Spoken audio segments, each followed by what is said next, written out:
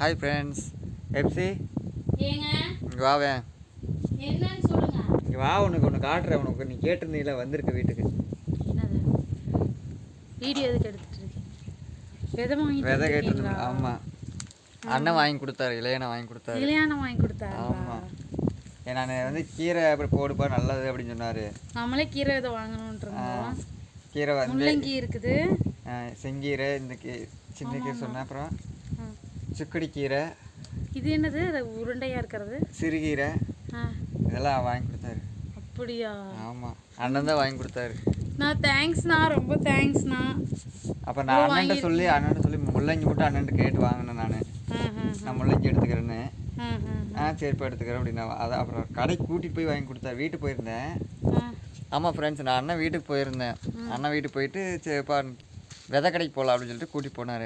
கூட்டிகிட்டு போய் அவரை தான் வாங்கி கொடுத்தாரு. ஃப்ரெண்ட்ஸ், இது வந்து முள்ளங்கி ஏங்க, நம்ம நாட்டு முள்ளங்கி மாதிரி தான் நினைக்கிறேன். அப்புறம் இது என்ன, பரவாயில்ல, தேங்க்ஸ்ண்ணா, ரொம்ப ரொம்ப தேங்க்ஸ்ண்ணா. இது என்னது? கீரை, சிறுகீரை. இது பாருங்க, சிறுகீரை.